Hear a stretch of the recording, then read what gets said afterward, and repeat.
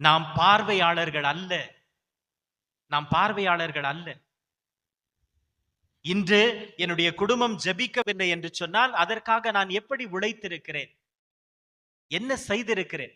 வெறுமனே யாரும் வரத்துல ஜெபத்துக்கு, யாரும் இன்ட்ரெஸ்ட் காட்டுறதில்ல, யாரும் என் பேச்சு சொல்றத கேட்கறதில்ல, இதே சொல்லி கொண்டு இருக்கிறோமா? அல்லது நான் என்ன செய்திருக்கிறேன்? ஒரு பெண்மணி மதர் தெரேசா, லட்சக்கணக்கான பேருடைய வாழ்க்கை மாறியது. ஒருத்தர் அவங்க கம்ப்ளைண்ட் பண்ணின்னு சுத்தல, யாரும் எனக்கு ஹெல்ப் பண்ண மாட்டேன்றாங்க, யாரும் நான் சொல்ற பேச்சு கேட்க மாட்டேன்றாங்க. யாரும் கேட்கவில்லை தான், யாரும் கேட்கவில்லை. அவர் தொடங்கிய பொழுது உனக்கு தலை கெட்டுட்டுக்குதான்னு சொன்னாங்க மதர் தெரேசா. உனக்கு தலை கெட்டுட்டுக்குதா, நீ முன்னால என்ன பண்ண முடியும்? இன்று எங்கு நின்று கொண்டிருக்கிறார்? அநேக நேரத்தில் நம்முடைய வாழ்க்கை ஒரு மாதிரி கம்ப்ளைண்ட் பாக்ஸ் மாதிரி ஆயிடுது. கம்ப்ளைண்ட் பண்ணி பண்ணி பண்ணி எதுவும் ஆகிறதுல முடியறதில்ல. ஆண்டவர் இன்றைய முதல் வாசகத்தின் கடைசி வார்த்தை,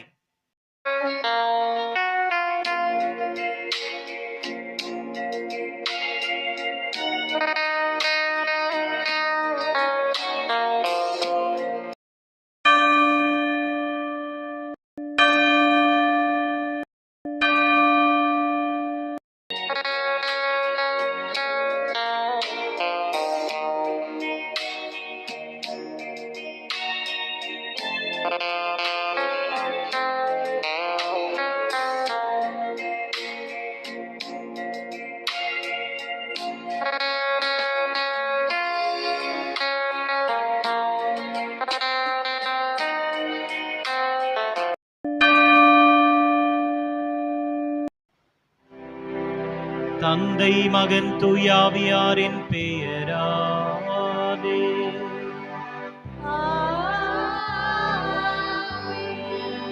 நம் ஆண்டவராகிய இயேசு கிறிஸ்துவின் அருளும் கடவுளின் அன்பும் தூய ஆவியானவருடைய நட்புறவும் உங்கள் அனைவரோடும் இருப்பதாக.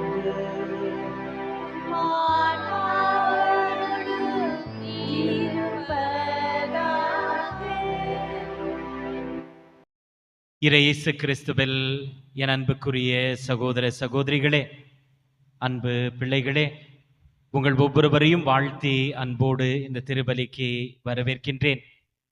இன்று பொது காலத்தின் 11வது ஞாயிறை நாம் கொண்டாடி கொண்டிருக்கிறோம். தந்தையாகிய இறைவன் இஸ்ரவேல் மக்களோடு அவருக்கு இருக்கும் உறவை நினைவூட்டுகின்றார். அந்த மக்களை பார்த்து சொல்கிறார், நீங்கள் என்னுடைய மக்கள், நீங்கள் என்னுடைய மக்கள் என்று நான் உங்களை தேர்ந்து கொண்டிருக்கிறேன். நற்செய்தியில் ஆண்டவர் தன்னுடைய அப்போஸ்தலர்களை தேர்ந்து கொள்கிறார்.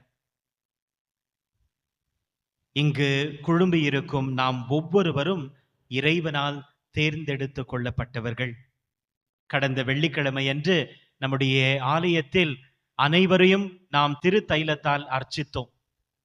யாரெல்லாம் ஆலயத்திற்கு வந்திருந்தார்களோ அனைவரையும் திரு தைலத்தால் அர்ச்சித்தோம். அர்ச்சிக்கும் பொழுது நான் சொன்னேன், இதனுடைய முதல் அடையாளமே நாம் தேர்ந்தெடுத்து கொள்ளப்பட்டவர்கள். We are chosen people, a royal priesthood, a holy nation. அப்பேற்பட்ட ஒரு பெரிய ஆசீர்வாதத்தை ஆண்டவர் நமக்கு கொடுத்திருக்கிறார். இன்று இந்த திருவிருந்தில் பங்கு கொள்வதின் வழியாக நாம் இறைவனுக்கு உரியவர்கள் மட்டுமல்ல, இறைவன் நம்மில் வசிப்பவர் என்பதை அவர் நினைவூட்டுகின்றார். இந்த உறவு பெருமனே மேல் நோட்டத்துக்கான ஒரு உறவு அல்ல.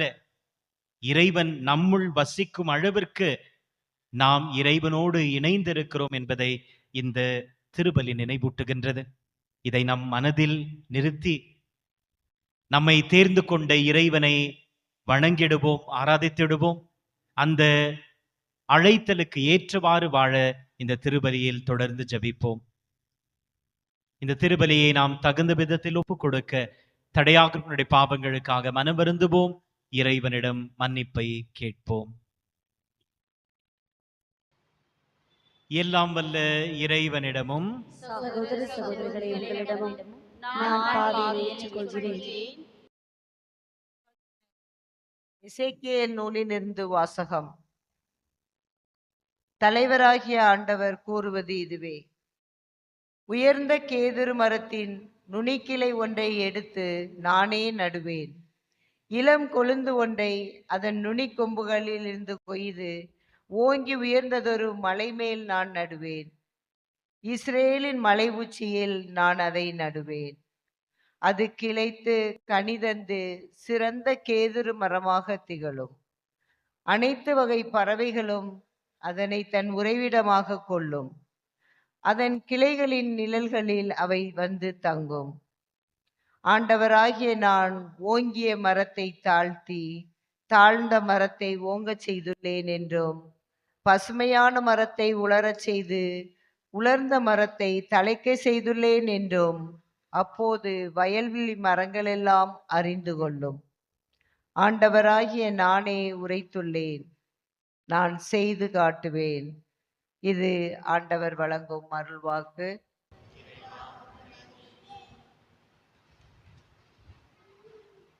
பதிலுரை பாடல் பல்லவி. நாம் அவர் மக்கள், அவர் மேய்க்கும் ஆடுகள். நாம் அவர் மக்கள், அவர் மேய்க்கும் ஆடுகள். அனைத்துலகாரே, ஆண்டவரை ஆர்ப்பரித்து வாழ்த்துங்கள். ஆண்டவரை மகிழ்ச்சியுடன் வழிபடுங்கள். மகிழ்ச்சி நிறை பாடலுடன் அவர் திருமுன் வாருங்கள். பல்லவி. நாம் அவர் மக்கள், அவர் மேய்க்கும் ஆடுகள். ஆண்டவரே கடவுள் என்று உணருங்கள். அவரே நம்மை படைத்தவர். நாம் அவர் மக்கள், அவர் மேய்க்கும் ஆடுகள். பல்லவி. நாம் அவர் மக்கள், அவர் மேய்க்கும் ஆடுகள். ஏனெனில் ஆண்டவர் நல்லவர், என்றும் உள்ளது அவரது பேரன்பு. தலைமுறை தோறும் அவர் நம்பத்தக்கவர். பல்லவி. நாம் அவர் மக்கள், அவர் மேய்க்கும் ஆடுகள். இரண்டாம் வாசகம். கிறிஸ்து நமக்காக உயிரை கொடுத்ததால் நாம் கடவுளோடு ஒப்புரவாக்கப்பட்டுள்ளோம். திருத்தூதர் பவுல் ரோமையருக்கு எழுதிய திருமுகத்திலிருந்து வாசகம். அதிகாரம் 5, 6 முதல் 11 வரையிலான இறை சொற்றொடர்கள். சகோதர சகோதரிகளே, நாம் இறைப்பற்றின்றி வலுவற்று இருந்தபோது குறித்த காலம் வந்ததும் கிறிஸ்து நமக்காக தம் உயிரை கொடுத்தார். நேர்மையாளருக்காக ஒருவர் தன் உயிரை கொடுத்தாலே அரிது. ஒருவேளை நல்லவர் ஒருவருக்காக யாரேனும் தம் உயிரை கொடுக்க துணியலாம். ஆனால் நாம் பாவிகளாயிருந்த போதே கிறிஸ்து நமக்காக தம் உயிரை கொடுத்தார். இவ்வாறு கடவுள் நம்மீது கொண்டுள்ள தம் அன்பை எடுத்து காட்டியுள்ளார். ஆகையால் இப்போது நாம் கிறிஸ்துவின் இரத்தத்தினால் கடவுளுக்கு ஏற்புடையவர்களாகி அவர் வழியாய் தண்டனையிலிருந்து தப்பி மீட்பு பெறுவோம் என மிக உறுதியாய் நம்பலாம் அன்றோ. நாம் கடவுளுக்கு பகைவர்களாயிருந்தும் அவருடைய மகன் நமக்காக உயிரை கொடுத்ததால் கடவுளோடு ஒப்புரவு ஆக்கப்பட்டுள்ளோம். அப்படியானால் ஒப்புரவு ஆக்கப்பட்டுள்ள நாம் வாழும் அவர் மகன் வழியாகவே மீட்கப்படுவோம் என மிக உறுதியாய் நம்பலாம் அன்றோ. அது மட்டுமல்ல, இப்போது கடவுளோடு நம்மை ஒப்புரவாக்கியுள்ள நம் ஆண்டவர் இயேசு கிறிஸ்து வழியாய் நாம் கடவுளோடு உறவு கொண்டு பெரும் மகிழ்ச்சி அடைகிறோம். இம்மகிழ்ச்சியை நமக்கு தருபவர் கடவுளே. ஆண்டவரின் அருள்வாக்கு.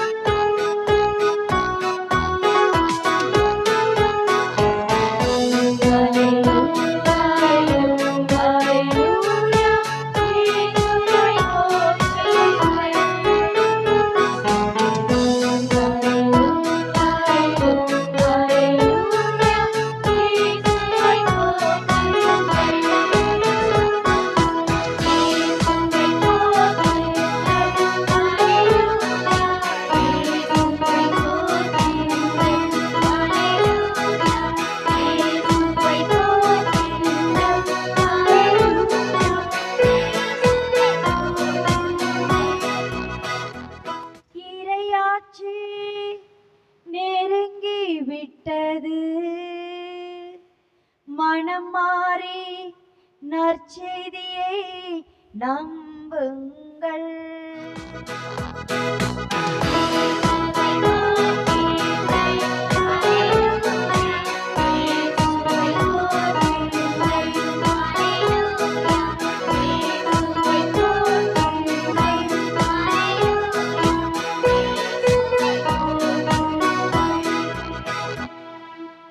ஆண்டவர் உங்களோடு இருப்பாராக.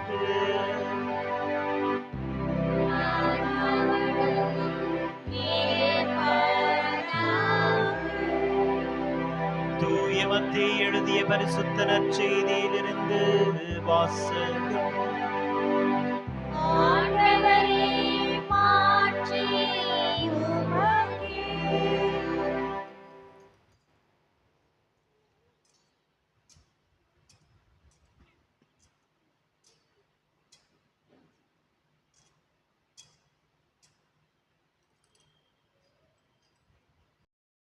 அக்காலத்தில் திரண்டிருந்த மக்களை இயேசு கண்டபோது அவர்கள் மேல் பரிவு கொண்டார்.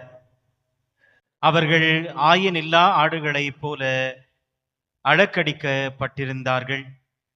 அப்போது அவர் தம் சீடரை நோக்கி, அறுவடை மிகுதி, வேலையாட்களோ குறைவு. ஆகையால் தேவையான வேலையாட்களை தமது அறுவடைக்கு அனுப்பும்படி அறுவடையின் ஆண்டவரிடம் மன்றாடுங்கள் என்றார். இயேசு தம் சீடர் 12 தம்மிடம் வரவழைத்தார். தீய ஆவிகளை ஓட்டவும் நோய் நொடிகளை குணமாக்கவும் அவர்களுக்கு அதிகாரம் அளித்தார்.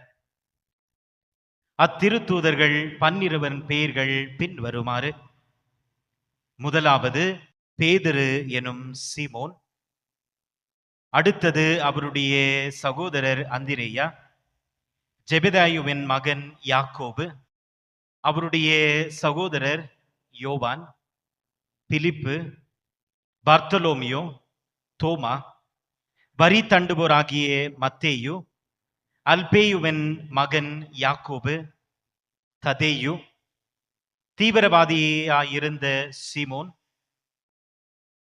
இயேசுவை காட்டிக் கொடுக்கவிருந்த யூதாஸ் இஸ்காரியோத்து. இயேசு இந்த 12 அனுப்பிய போது அவர்களுக்கு அறிவுரையாக கூறியது: பிற இனத்தாரின் எப்பகுதிக்கும் செல்ல வேண்டாம், சமாரியரின் நகரத்தில் நுழைய வேண்டாம். மாறாக வழி தவறி போன ஆடுகளான இஸ்ரேல் மக்களிடம் செல்லுங்கள். அப்படி செல்லும்போது விண்ணரசு நெருங்கிவிட்டது என பறைசாற்றுங்கள். நலம் குன்றியவர்களை குணமாக்குங்கள், இறந்தோரை உயிர்த்தெழச் செய்யுங்கள், தொழு நோயாளரை நலமாக்குங்கள், பேய்களை ஓட்டுங்கள். கொடையாய் பெற்றுக்கொண்டீர்கள், கொடையாகவே கொடுங்கள் என்றார்.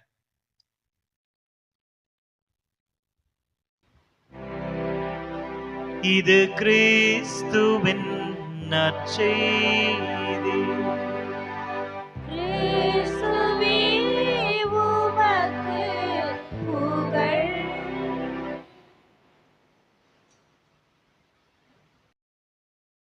இயேசு கிறிஸ்துவில் என் அன்புக்குரிய சகோதர சகோதரிகளே, அன்பு பிள்ளைகளே, இன்றைய நற்செய்தி தொடங்கும் பொழுதே ஆண்டவருடைய இரக்கத்தை அறிவித்துக் கொண்டே தொடங்குகிறது.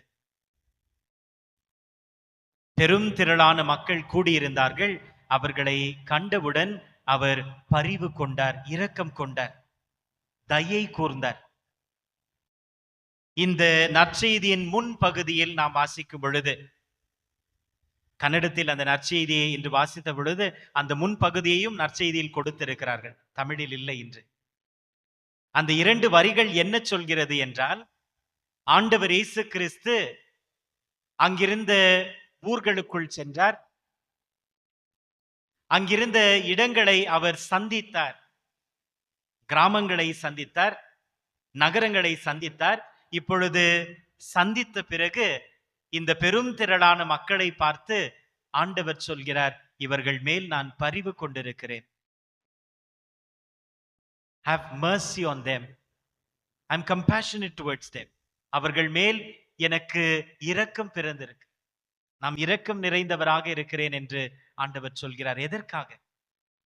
ஆண்டவருடைய இந்த பயணத்தில் ஆண்டவர் இந்த மக்களுடைய கண்ணீரை பார்த்தார், கவலைகளை பார்த்தார், நோய் நொடிகளை பார்த்தார். எத்தனையோ வேதனை, அவருடைய நிழல் எங்கள் மேல் படாதா என்று ஏங்கியவர்கள், ஆண்டவருடைய ஆடையின் விளிம்பை தொட்டால் போதும் நான் குணமாகி விடுவேன் என்று நினைத்த அந்த பெண்மணி, இப்படி இவர்கள் அனைவரையும் ஆண்டவர் பார்த்திருக்கிறார். இவை அனைத்தையும் பார்த்த பிறகு ஆண்டவர் சொல்கிறார், நான் இரக்கம் நிறைந்தவனாக இருக்கிறேன்.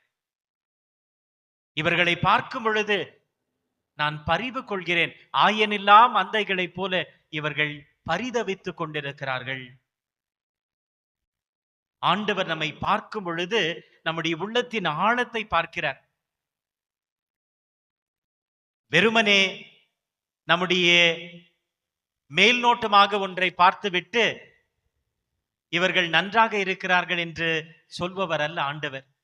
அநேக நேரத்தில்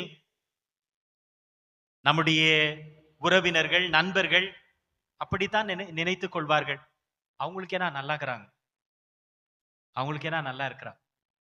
நாம் நல்ல ஆடைகளை அணிந்து கொள்ளும் பொழுது, நாம் சிரிக்கும் பொழுது, மகிழ்ச்சியாக பேசும் பொழுது பிறர் நம்மை பார்த்து என்ன சொல்வார்கள்? அவர்களுக்கு என்ன சந்தோஷமா இருக்கிறாங்க, மகிழ்ச்சியா இருக்கிறாங்க. கோயிலுக்கு வரும்போது நல்லா ட்ரெஸ் பண்ணின்னு வராங்க. உங்களுடைய அந்த மகிழ்ச்சியின் பின்னால் இருக்கும் கண்ணீர் ஆண்டவர் பார்த்திருக்கு. அந்த வேதனை அவருக்கு தெரியும். சில நேரத்தில் பணம் இருக்கலாம், சமாதானம், உறவுகள், எத்தனை பேர் நம்முடைய ஆலயத்தில் தவித்துக் கொண்டிருக்கிறார். பிறர் நம்மை பார்க்கும் பொழுது நாம் எப்படி வெளிப்படை தோற்றம் எப்படி இருக்கிறது அதை பார்த்துத்தான் சொல்கிறார்கள். அவங்களுக்கு என்ன நல்லா இருக்கிறார். இன்று ஆண்டவர் அந்த மக்களை பார்த்து நான் பரிவு கொண்டிருக்கிறேன் என்று எதற்காக சொல்கிறார்? அவர் நம் வெளி தோட்டத்தை பார்ப்பவர் அல்ல. இவங்க எல்லாம் கோயிலுக்கு நல்லா ட்ரெஸ் பண்ணின்னு வந்திருக்கிறாங்க, நம்ம பேசும்போது நம்ம கிட்ட நல்லா சிரிச்சு பேசுறாங்க, சந்தோஷமா இருக்கிறாங்க. ஆண்டவர் சொல்ல மாட்டார், அவருக்கு தெரியும். அவர் நம்முடைய உள்ளத்தின் ஆழத்தை பார்ப்பவர், நம்முடைய உள்ளத்தின் ஏக்கத்தை பார்ப்பவர். மன்னிப்பிற்காக துடிப்பது, உறவுகளை மீண்டுமாக சரிப்படுத்திக் கொள்ள வேண்டும் என்று நினைப்பது, எப்படியாவது என்னுடைய வாழ்க்கையை திரித்து விட மாட்டேனா, அநேக ஏக்கங்கள் ஆண்டவர். ஆகையால் தான் சொல்கிறார், நான் இவர்கள் மேல் பரிவு கொண்டிருக்கிறேன். இது இங்கு மட்டுமல்ல, எல்லா இடத்திலும் ஆண்டவரை, அவருடைய போதனை கேட்க பெரும் கூட்டம் கூடுகிறது. 5000த்திற்கும் மேற்பட்ட மக்கள் 3 நாட்கள் ஆண்டவர் போதித்ததை கேட்டு விட்டார்கள். அவர்கள் எதையெல்லாம் கொண்டு வந்தார்கள், டிஃபன் பாக்ஸ்ல எதெல்லாம் எடுத்துன்னு வந்தாங்க, எல்லாம் காலி. 3 நாட்கள் ஆகிவிட்டது. சீடர்கள் ஆண்டவரை பார்த்து சொல்கிறார்கள், ஆண்டவரே இவர்களை அனுப்பிவிடும், ஆண்டவரே இவர்களை அனுப்பிவிடும். இத்தனை பேருக்கு எங்கிருந்து உணவு வாங்குவது? சீடர்களுக்கு அந்த பெரும் கூட்டம் எப்படி தெரிந்தது? ஒரு பிரச்சனையாக, தலைவலியாக தெரிந்தது. இவங்களுக்கு எப்படி சோறு போடுறது? ஒரு பெரிய பிரச்சனையா பார்த்தாங்க, அவ்வளோ பெரிய மக்கள். ஆனால் ஆண்டவர் சொல்கிறார் இதே வார்த்தைகள், இவர்கள் மேல் நான் இரக்கம் கொண்டுள்ளேன், இவர்கள் மேல் நான் பரிவு கொண்டுள்ளேன், நீங்களே ஏதாவது இவர்களுக்கு கொடுங்கள் உண்பதற்கு. அப்பொழுதுதான் அந்த பெரிய அதிசயத்தை ஆண்டவர் நிகழ்த்துகிறார். அவர் அறிந்தவராக, சீடர்களுக்கும் அந்த பெரும் திரளான கூட்டம் ஒரு பிரச்சனையாக தெரிந்தது. அனுப்பிடுங்க வானா, என்னாத்துக்கு இவங்களை வச்சு. ஆனால் ஆண்டவருக்கு அல்ல. ஆண்டவருக்கு அவர்கள் பிரச்சனையாக தெரியவில்லை. இவர்கள் மேல் நான் இரக்கம் கொண்டுள்ளேன். ஆண்டவர் இயேசு கிறிஸ்து நடந்து கொண்டு போய் கொண்டிருக்கிறார். ஒரு குரல் கேட்கிறது, தாவீதின் குமாரனே என் மேல் இறங்கும், தாவீதின் மகனே என் மேல் இறங்கும் என்று. அங்கிருப்போர்கள் அந்த பிச்சைக்காரனை ஒரு பிரச்சனையாகத்தான் பார்த்தார்கள். ஆங்கிலத்தில் சொல்வார்கள் நியூசன்ஸ். அவன் கத்தும் பொழுது அங்கிருப்பவர்கள் சொல்கிறார்கள், கத்தாதே, சும்மா இரு, அதட்டுகிறார்கள். நற்செய்தியில் அது எழுதப்பட்டிருக்குது. அங்கிருந்தவர்கள் அந்த பிச்சைக்காரனை பர்த்தேமியுவை அதட்டினார்கள். சும்மா இரு. அவர்களுக்கு அவன் ஒரு பிரச்சனை. ஆங்கிலத்தில் சொல்ல வேண்டும் என்றால் he is a nuisance. ஆனால் ஆண்டவர் நின்று அவனை பார்த்து கேட்கிறார், உனக்கு என்ன வேண்டும்? அவனுடைய இதயத்தின் குரல் அவருக்கு மட்டும்தான் கேட்கிறது. வேறு எல்லோருக்கும் அவன் ஒரு பிரச்சனை. ஆனால் ஆண்டவருக்கு, உனக்கு என்ன வேண்டும்? உன் இதயம் துடிப்பது எனக்கு தெரிகிறது, உனக்கு என்ன வேண்டும்? ஆண்டவர் நிற்கிறார். சக்கேயு, ஆண்டவர் இன்னொரு பயணத்தில் இருக்கிறார். எப்படியாவது நான் இவரை பார்த்து விட வேண்டும் என்று துடிக்கும் அந்த ஏக்கம். எல்லோருக்கும் சக்கேயு யாரு? ஒரு வரி தண்டுபவன், எல்லோரையும் ஏமாற்றுபவன், ஒரு பாவி. அப்படிதான் சக்கேயுவை எல்லோரும் பார்த்தார்கள். அப்படிதான் எல்லோரும் பார்த்தார்கள். ஆனால் ஆண்டவர் இயேசு கிறிஸ்து அவனை பார்த்தவுடன் சொல்கிறார், அவனுடைய ஏக்கம் அவருக்கு மட்டும்தான் புரிகிறது. அவரால் மட்டும்தான் நம்முடைய உள்ளத்தின் ஆழத்தை பார்க்க முடியும். சக்கேயுவே, இறங்கி வா, நான் உன்னோடு தங்க வேண்டும். இறங்கி வா, நான் உன்னோடு தங்க வேண்டும். இவனும் அபிரகாமின் மகன் தானே. ஆண்டவருடைய வார்த்தைகள், இவனும் அபிரகாமின் மகன் தானே.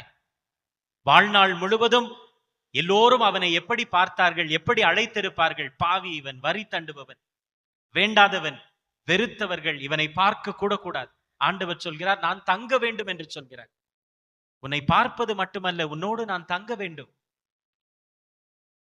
பிறர் பார்க்கும் பார்வை வேறு, ஆண்டவர் நம்மை பார்ப்பது வேறு. ஆண்டவர் நம்மை பார்ப்பது வேறு. எல்லோரும் ஆண்டவர் வலது பரம் தொங்கிக் கொண்டிருந்த அந்த நபரை திருடனாகத்தான் பார்த்தார்கள். அது உண்மைதான், அவன் திருடன் தான். ஆனால் ஆண்டவருடைய பார்வை அவன் மேல் இரக்கம் நிறைந்ததாக இருந்தது. அவனை விண்ணகத்திற்கு உரியவராக பார்த்தார். நீ இன்றே என்னோடு வான்வீட்டில் இருப்பாய். 12 அப்போஸ்தலர்களில் மத்தேயுவை யாருக்கும் பிடிக்காது. ஏனென்றால் வரி தண்டுபவர்.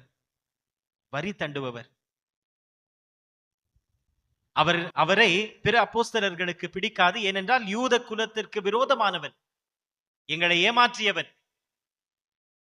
அவனை தேர்ந்தெடுக்கும் பொழுது பிற அப்போஸ்தலர்களுக்கு அது பிடிக்கவில்லை. எல்லோரும் மத்தேயுவை எப்படி பார்த்தார்கள்? இவன் தேவையற்றவன். ஆண்டவர் சொல்கிறார், இவன்தான் தேவை எனக்கு. என்னுடைய இந்த போதனை எல்லாம் ஒரு பெரும் நற்செய்தியாக கொடுக்க போவனே இவன்தான். உலகத்திற்கு பெரும் நற்செய்தியாக, உலகத்திற்கு, உலகம் இருக்கும் நாள் வரை மத்தேயுவை நாம் வாசித்துக் கொண்டேதான் இருப்போம். அவரை வாசித்துக் கொண்டேதான் இருப்போம். இன்றும் அவரை தான் வாசித்தோம். ஆண்டவர் நம்மை பார்ப்பது வேறு. பிறர் நம்மை எப்படி பார்க்கிறார்களோ தெரியாது.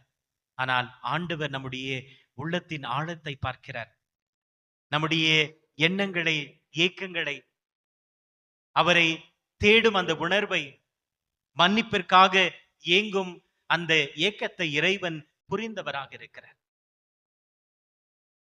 மிகவும் ஆறுதல், இறைவன் என்னை முழுமையாக அறிந்தவராக இருக்கிறார். இரண்டாவதாக, ஆண்டவர் இயேசு கிறிஸ்து இன்று ஒரு வார்த்தையை சொல்கிறார், விளைச்சலோ ஏராளம், வேலையாட்களோ குறைவு. யாருக்காவது இங்க விவசாயம் பண்றவங்க இருந்தீங்கன்னா, அந்த விவசாயம் பண்றவங்க எப்பவுமே விளைச்சல் ஏராளம்னு சொல்லவே மாட்டாங்க. நம்ம நியூஸ்ல கூட என்ன சொல்றோம்? விளைச்சல் எல்லாம் நாசமா போயிடுச்சு, மழை வந்து எல்லாம் அடிச்சுன்னு போயிடுச்சு, விளைச்சலே இல்லை இந்த வருஷம், மழை பெய்யல, விளைச்சல் இல்லை என்று சொல்வதை தான் நாம் கேட்டு இருக்கிறோம். எப்பொழுதுமே விளைச்சல் இல்லை, விளைச்சல் இல்லை, விளைச்சல் நாசமாகி போய்விட்டது. ஆனால் ஆண்டவர் இயேசு கிறிஸ்து அதற்கு விரோதமாக ஒன்றை சொல்கிறார், விளைச்சல் ஏராளம், வேலை செய்பவர்கள் குறைவு. There is no problem with the harvest, but there is certainly problem with the workers, the laborers. There is no problem with the harvest. எதற்காக இதை ஆண்டவர் சொல்கிறார்? அந்த ஊர்களுக்கு ஆண்டவர் சென்றிருக்கிறார், அந்த நகரங்களை ஆண்டவர் பார்த்திருக்கிறார். இறைவனுக்காக ஏங்குபவர்கள், அவருடைய குணப்படுத்தலின் ஆற்றுதலுக்காக துடிப்பவர்கள், எப்படியாவது இறைவனோடு ஒப்புரவு செய்து கொள்ள வேண்டும் என்று ஏங்குபவர்கள், இவர்கள் அனைவரையும் பார்த்திருக்கிறார். ஆகையால் தான் சொல்கிறார், விளைச்சல் ஏராளம், விளைச்சல் ஏராளம், வேலையாட்கள் குறைவு, அதற்காக உழைப்பவர்கள் துடிப்பவர்கள் குறைவு. நம்முடைய ஆலயத்தை எடுத்துக்கொள்வோம். தொடக்கத்தில் இந்த ஆலயத்திற்கு வந்த பொழுது பெரியவங்க தான் வந்துட்டு ஆல்டர் மேல சர்வ் பண்ணுவாங்க. ஆல்டர் மேல பெரியவங்க சர்வ் பண்ணுவாங்க. அப்ப நான் கேட்டேன், ஏன் பிள்ளைங்க இல்லையா ஆல்டர்ல அவ்வளோ? அப்பொழுது சொன்னப்பட்ட பதில், பிள்ளைங்களுக்கு இங்க அவ்வளவு இன்ட்ரெஸ்ட் இல்லை ஃபாதர் இந்த கோயில்ல. எப்பவுமே நம்ம வந்துட்டு பழியை இன்னொருத்தர் மேல போட்டுருவோம். எல்லாரும் ஏன் இது நடக்கல, அவங்களுக்கு இன்ட்ரெஸ்ட். குழந்தைங்க ஏன் இதை பண்ணல, இல்ல ஃபாதர் நான் சொன்ன அவங்க கேட்கல. பிள்ளைங்க இங்க அவ்வளவு இன்ட்ரெஸ்ட் காட்டுறதுல ஃபாதர். அப்பொழுது நான் சொன்னேன், இல்ல நம்ம பார்க்கலாம். நான் அதை தொடர்ந்து உங்களிடம் சொன்னேன், எத்தனையோ பெற்றோர்கள் ஞாயிற்றுக்கிழமைகளில் பிள்ளைகளை இந்த வேற வேற கிளாஸ்க்கு அனுப்பினர். இந்த ட்ரைனிங் அந்த ட்ரைனிங். சில பேர் அதை கேன்சல் பண்ணிட்டாங்க. ஃபாதர் இனிமேல்ட்டு புள்ள கோயிலுக்கு வரும். இன்று நம்முடைய ஆலயத்தில் 60 புள்ளியும் இருக்கிறாங்க ஆல்டர் பாய்ஸ். நம்ம சொல்றோம் விளைச்சல் ஏராளம். அதை தான் ஆண்டவர் சொல்கிறார், விளைச்சல் ஏராளம். நான் பீடத்தின் மேல் இருக்க வேண்டும், அவருக்கு பணிவிடை செய்ய வேண்டும், அந்த எண்ணம் எல்லோரிடம் இருக்கிறது. அதை தூண்டுவதில்லை. நாம் அதற்கான தேவையான வேலையை செய்வதில்லை. என்ன சொல்லிவிட்டு தப்பித்துக் கொள்கிறோம்? அவங்களுக்கு இன்ட்ரெஸ்ட் இல்லை, அவங்களுக்கு பிடிக்கல. நாம் அதற்காக உழைக்கிறோமா? அதற்காகத்தான் ஆண்டவர் சொல்கிறார், விளைச்சல் ஏராளமாக இருக்கிறது, அறுவடை ஆட்கள் வேலை ஆட்கள் குறைவு, அதற்காக உழைப்பவர்கள். திருச்சபையில் நம்மை ஆண்டவர் பார்ப்பதற்காக அழைக்கவில்லை, நம்மை வேலை செய்ய உழைக்க அழைக்கிறார். அந்த உழைப்பை பற்றி தான் ஆண்டவர் நற்செய்தியின் இறுதி பகுதியில் பேசுகிறார்.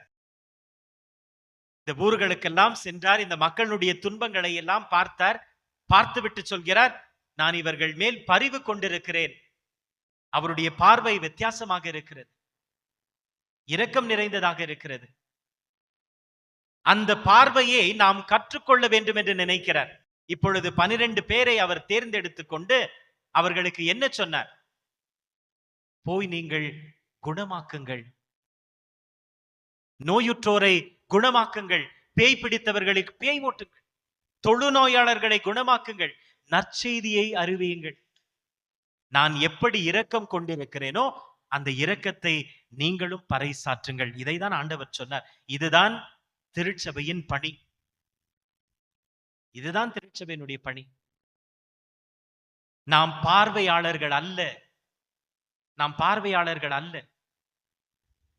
இன்று என்னுடைய குடும்பம் ஜெபிக்கவில்லை என்று சொன்னால் அதற்காக நான் எப்படி உழைத்திருக்கிறேன், என்ன செய்திருக்கிறேன்?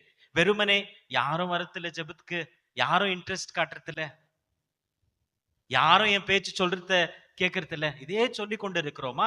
அல்லது நான் என்ன செய்திருக்கிறேன்? ஒரு பெண்மணி மதர் தெரேசா, லட்சக்கணக்கான பேருடைய வாழ்க்கை மாறியது. ஒருத்தர் அவங்க கம்ப்ளைண்ட் பண்ணின்னு சுத்தல, யாரும் எனக்கு ஹெல்ப் பண்ண மாட்டேன்றாங்க, யாரும் நான் சொல்ற பேச்சு கேட்க மாட்டேன்றாங்க. யாரும் கேட்கவில்லை தான், யாரும் கேட்கவில்லை. அவர் தொடங்கிய பொழுது உனக்கு தலை கெட்டுட்டுக்குதான்னு சொன்னாங்க மதர் தெரேசா. உனக்கு தலை கெட்டுட்டுக்குதா, நீ முன்னால என்ன பண்ண முடியும்? இன்று எங்க நின்று கொண்டிருக்கிறார்? அநேக நேரத்தில் நம்முடைய வாழ்க்கை ஒரு மாதிரி கம்ப்ளைண்ட் பாக்ஸ் மாதிரி ஆயிடுது. கம்ப்ளைண்ட் பண்ணி பண்ணி பண்ணி எதுவும் ஆகிறதுல முடியறதில்ல. ஆண்டவர் இன்றைய முதல் வாசகத்தின் கடைசி வார்த்தை, முதல் வாசகத்தின் கடைசி வார்த்தை என்னவாக ஆண்டவர் சொல்லி முடித்தார்? முதல் வாசகத்தின் கடைசி வார்த்தை,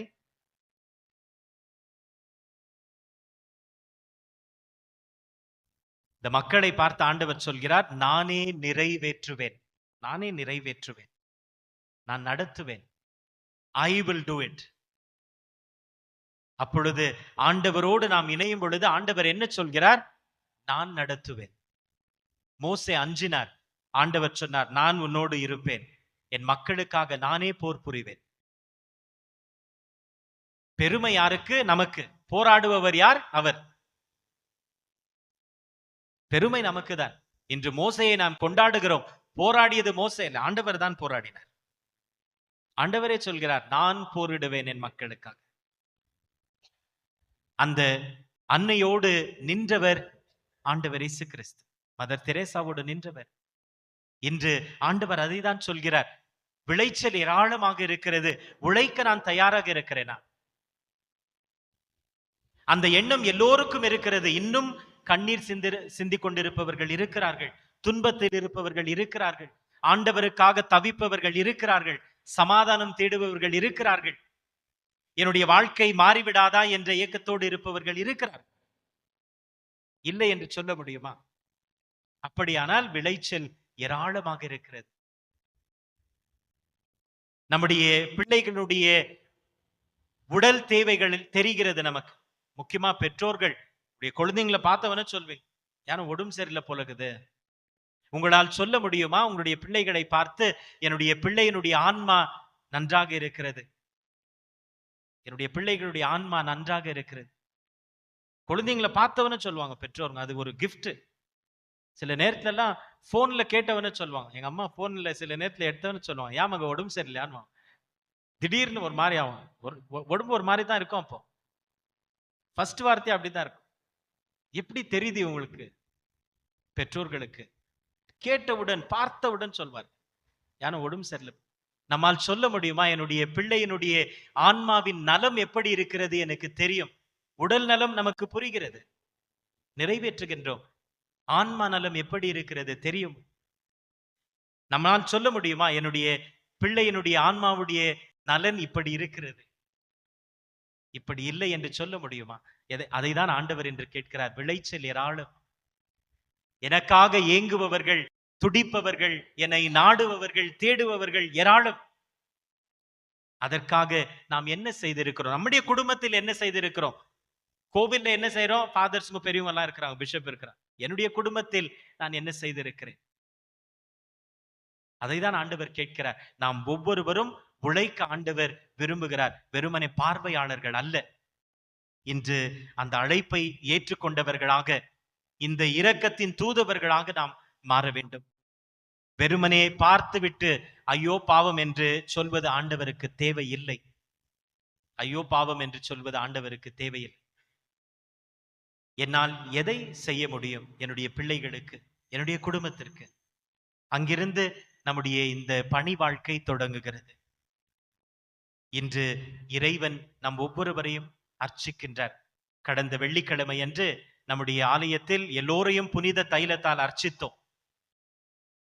அந்த அர்ச்சிப்பின் போது நான் சொன்னேன், இது வெறுமனே உடல் நலத்திற்காக மட்டுமல்ல, நம்முடைய உள்ள நலத்திற்காக, ஆன்மா நலத்திற்காக, நம்முடைய எண்ணங்கள் நலத்திற்காக. It is not only, this anointing is not only for our bodily healing, but our spiritual healing, emotional healing. சில நேரத்துல உடம்புக்கு எந்த பிரச்சனையும் இருக்காது, ஆனா மனவலி, மன பிரச்சனை, எவ்வளோ கஷ்டம், எவ்வளோ துன்பம். உடம்புல எந்த பிரச்சனையும் இருக்காது, பிபி சுகர் எதுவும் இருக்காது, நல்லா இருப்போம். ஆனால் உடம்பில் இருக்கும், நம்முடைய உள்ளத்தில் இருக்கும் வலி, ஏக்கங்கள், அதையும் ஆண்டவர் அர்ச்சிக்கின்றார், குணப்படுத்துகின்றார். அதற்காகத்தான் கடந்த வெள்ளி அன்று நாம் அந்த அர்ச்சிப்பை நம்முடைய ஆலயத்தில் நடத்தினோம். ஆண்டவருடைய திரு இருதயத்தின் பெருவிழாவின் போது. இன்று அதே இறைவன் நம்முடைய உள்ளங்களை தேடி வருகின்றார். நம்முடைய குடும்பங்களில் விளைச்சல் ஏராளம், நம்முடைய பங்கில் விளைச்சல் ஏராளம். நாம் எங்கு இருக்கிறோமோ அந்த இடத்தில் ஆண்டவரை தேடுபவர்கள், இயங்குபவர்கள் இருந்து கொண்டேதான் இருக்கிறார். உழைக்க நாம் தயாராக இருக்கிறோம். பிரச்சனை விளைச்சலில் இல்லை, உழைப்பவர்களில். The problem is not with the harvest, but with the laborers. அந்த இறைவனிடம் மன்றாடுவோம். ஆண்டவரே சொல்கிறார் என்று மன்றாடுங்கள். ஆண்டவரே என்ன செய்யறதுன்னு தெரியல, ஃபர்ஸ்ட் ஸ்டெப் என்ன? மன்றாடுங்கள். ஆண்டவரிடம் மன்றாடுங்கள். விளைச்சலின் ஆண்டவரிடம் மன்றாடுங்கள், அவர் தொடங்கி வைப்பார். முதல் அடி அதுதான்.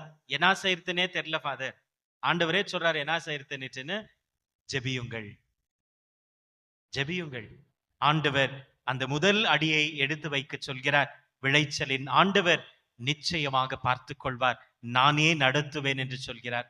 முதல் வாசகத்தில் அவர் நடத்துவார். இந்த விசுவாசத்தோடு தொடர்ந்து இந்த திருபலியை கொண்டாடுவோம்.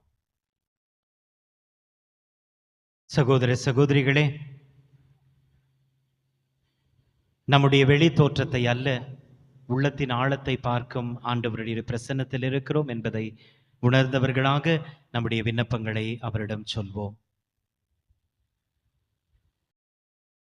அவையை வழிநடத்தும் திருத்தந்தை, எமது பேராயர், ஏனைய ஆயர்கள், குருக்கள் மற்றும் துறவிகள் ஆகியோர் இயேசுவின் அழைப்பை ஏற்று இறை ஆட்சியின் நற்செய்தியை அச்சமின்றி பறைசாற்றவும், தங்களிடம் ஒப்படைக்கப்பட்ட இறை மக்களை இறை ஆட்சியில் நிலைத்திருக்க செய்யவும் வழி நடத்த இறைவா உம்மை மன்றாடுகிறோம்.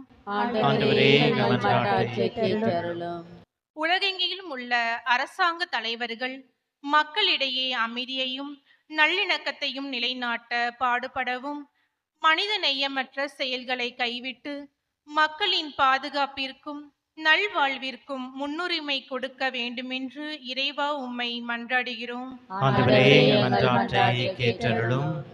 அறுவடையோ மிகுதி, வேலையாட்களோ குறைவு என்ற இயேசுவின் வார்த்தைகளை உணர்ந்து தங்கள் குடும்பங்களில் இருந்து இறையாட்சி பணிக்காக ஒரு பிள்ளையாவது அனுப்பி கிறிஸ்துவில் தாம் கொண்ட அன்பை தங்கள் வாழ்வின் வழியாக வெளிப்படுத்திட இறைவா உம்மை மன்றாடுகிறோம். பிள்ளைகளால் கைவிடப்பட்டு முதியோர் இல்லங்களில் வாழும் பெற்றோர்கள் தாங்கள் அனுபவிக்கும் வேதனைகளில் இருந்து விடுபடவும், இறைவனின் பாதுகாப்பில் வாழ்கிறோம் என்று உணர்ந்தவர்களாய் மன அமைதியுடனும் உடல் நலத்துடனும் வாழ இறைவா உம்மை மன்றாடுகிறோம்.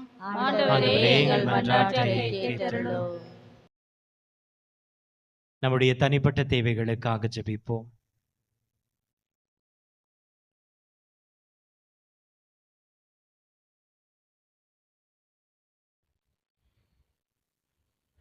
நம்முடைய குடும்பங்களுக்காக, குடும்பத்தில் உள்ள ஒவ்வொருவருக்காகவும் ஜெபிப்போம்.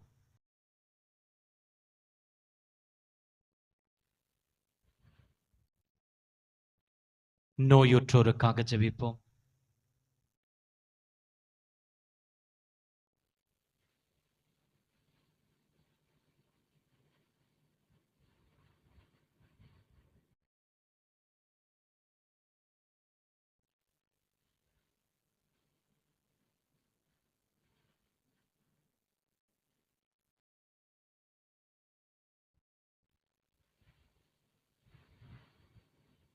உலகில் அமைதி நிலவிட ஜெபிப்போம்.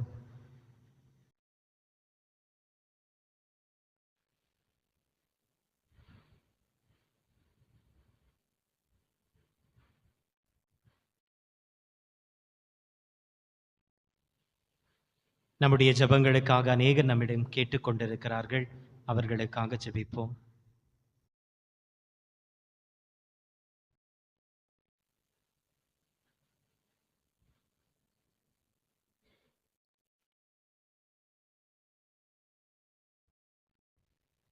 அன்பை உருவான இறைவா,